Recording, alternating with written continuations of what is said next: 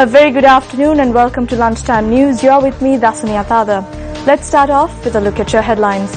Court grants permission to commence investigations into the Mahanura vessel of Avantgarde under Money Laundering Act. Debate on UN Human Rights Report tabled in Geneva commences in Parliament. All-party meeting to hold discussions on the Geneva report this evening. West Indies make an early inroads into the Sri Lanka batting lineup in the second test at the P. Sara Oval.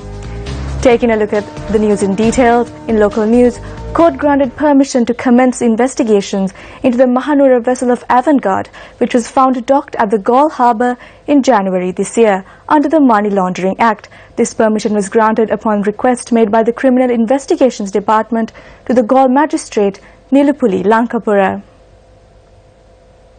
State Counsel Shanil Kularatna, appearing on behalf of the CID, informed court that there was no sufficient evidence to file action against Avantgarde in terms of the Prevention of Terrorism Act, Explosives Ordinance and Firearms Ordinance. The attorneys at law appearing on behalf of the Avantgarde Security Services Private Limited requested court to terminate proceedings. However, the State Counsel representing the Attorney General objected to this application and stated that investigations are being carried out under the Money Laundering Act. The magistrate, after considering the submissions made by both parties, ordered for further investigations to be carried out over Avantgarde under the Money Laundering Act and for further reports to be submitted on the 25th of February next year. When this case was taken up on a previous occasion, an application was made to court on behalf of Avantgarde that the armoury contained in the Mahanura vessel be transferred to a different vessel as the vessel was in a deteriorated condition.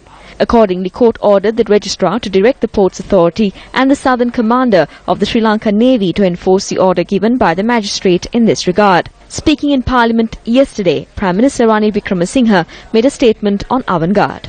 In the letter dated the 18th September 2012, the then Additional Secretary of the Ministry of Defence and Urban Development, D.M.D. Jayaratne, informed the chairman of Avantgarde that the Minister of Defence had permitted to operate the floating armoury in international waters. However, the Ministry of Defence is not in possession of the document that was given to anchor the floating armoury at the Galle Harbour. The only permit for the weapons were from the countries the weapons were issued from, and the accepting and issuing of those weapons are to be done under the supervision of the Sri Lankan Navy. The Ministry of Defence has not granted permission to issue any of the weapons from the floating armoury. In addition, the Ministry of Defence is not in the possession of the documents which detail the weapons nor the country of origin. The Attorney General has not advised to withdraw the case nor to conclude the investigations. As clear instructions were provided to continue with the investigation, the Commission to investigate allegations of bribery or corruption will continue with the investigations over bribery allegations, while the police will continue with the investigations under the Prevention of Money Laundering Act No. 5 of 2006. Therefore, there is no requirement for another external investigation in this regard. Minister of Justice Vijaydatha Rajapaksa highlighted in Parliament that the recommendations put forth in Geneva does not raise caution. The debate on the OHCHR report on Sri Lanka, which was tabled in Geneva recently, is currently ongoing in Parliament. Moving on to more local news, an all-party meeting is scheduled to be held later today at the President's official residence to discuss the measures the Sri Lankan government should take on the resolution that was adopted at the recently concluded UN Human Rights Council sessions in Geneva. The Presidential Media Unit said that the submissions of the party leaders will be taken into consideration during discussions today. The all-party meeting will get underway today with the participation of Prime Minister Ranil Wickremesinghe, Opposition Leader R. Sambandhan and 21 political party representatives. 3 members, including General Secretaries of the relevant parties, are permitted to participate in the discussions. A communique issued by the President's Media Unit said that the Chairman of the All-Party Representative Committee, Professor Thissa Vitharana, Leader of the Democratic Party, Field Marshal Sarath Fonseca, Leader of the Pivithuru Heloruma, Udaya Gammanpila, and Leader of the National Workers' Front, P. Digambaran, are scheduled to participate in today's meeting. This could be your child. Let's protect them for the happiness of our children. The campaign organized by Newsfirst to promote the message of ensuring the security of the nation's children got underway in the city of Ratnapura today. This campaign, which is now on its 18th day across the country, is jointly organized with the Ministry of Law and Order and Prison Reform.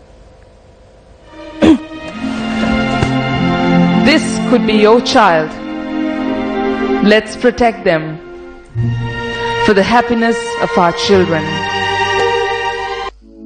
Unparalleled hearts of innocence, weightless on winds. The campaign, which commenced today's journey from the Ratnapura bus station day with the participation of large crowds, continued its efforts in spreading the message outlining the importance of protecting children. Civil society representatives and area residents rendered their immense cooperation in undertaking this task.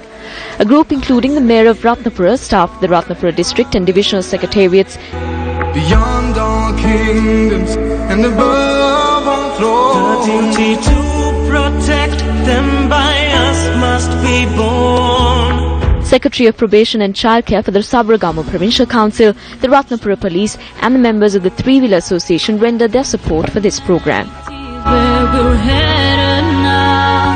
Even those in the wild know to show compassion to this. The ones who commit these crimes should be punished. I watched this on TV and decided to come here and participate in this rally. These children are our fortunes. Protecting them should be our priority.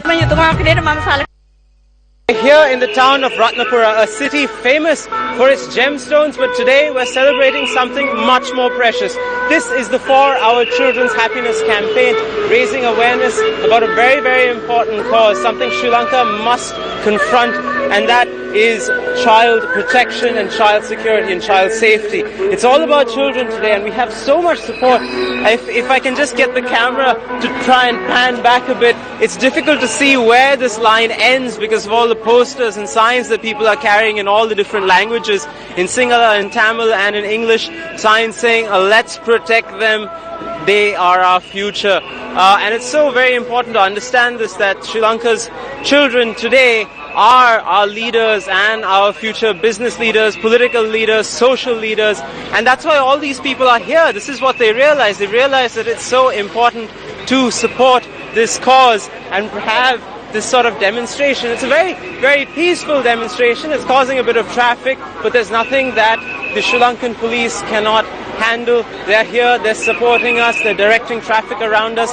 The DIG is part of the actual march, so it's good to have a lot of support from the local government authorities, the local child service protection authorities, all of these vital agencies that are so important to this entire concept of child protection and safety. So in the town of Ratnapura, marching with the people of Ratnapura, I'm Sid Kotian for the Newsfirst team.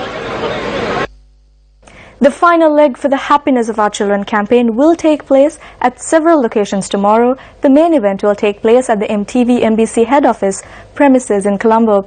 The heads of the Capital Maharaja Organisation Limited engaged in inviting the religious leaders for the final leg of the campaign. A former member of the Hettipola Pradeshya Sabha charges that Sampath Somachandra arrived in Kandy today to invite the Chief Prelate of the Askeri and Malvata chapters to obtain blessings from the Chief Prelate ahead of the main event tomorrow. Blessings were also obtained from the Chief Prelate of the Askeri chapter, Most Venerable Vedirove Upalithero. Thereafter, blessings were obtained from the Chief Prelate of the Malvata chapter, Most Venerable Tibbatuweve Sumangalathera.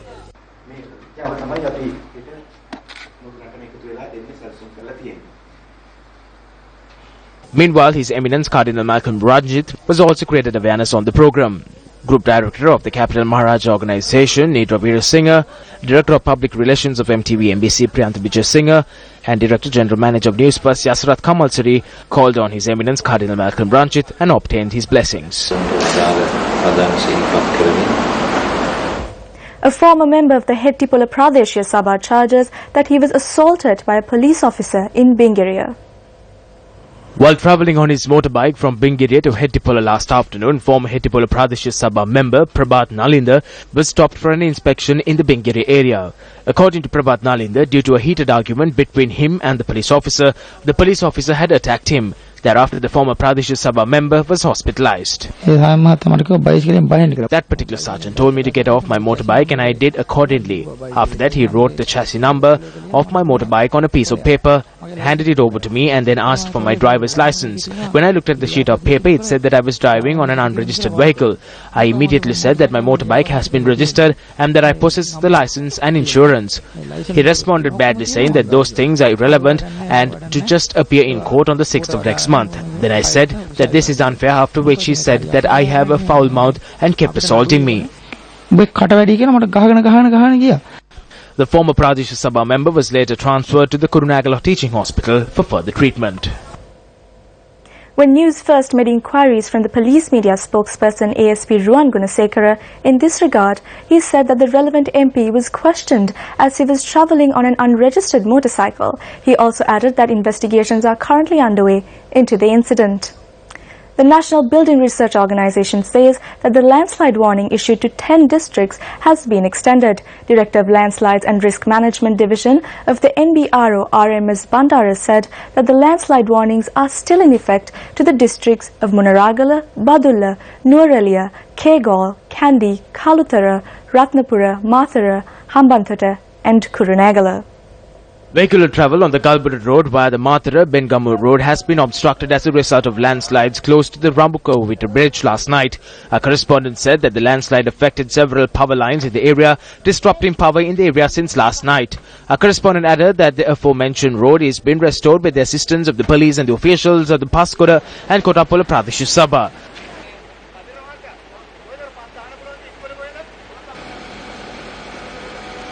According to a correspondent, 24 families in the Miyana-Vitavata area in Deraniagala have been placed at temporary camps due to the threat of landslides. Meanwhile, the Department of Meteorology has forecast showers in the southeastern parts and in the sea areas of the southern and southeastern coast. It adds that thunder showers will occur at most places elsewhere after 2 p.m, adding that fairly heavy falls of more than 75 millimeters are also likely at some places. For lunchtime news, join us again at 1:55 for more of the very latest. For the News First team, I'm Dasani Athalban.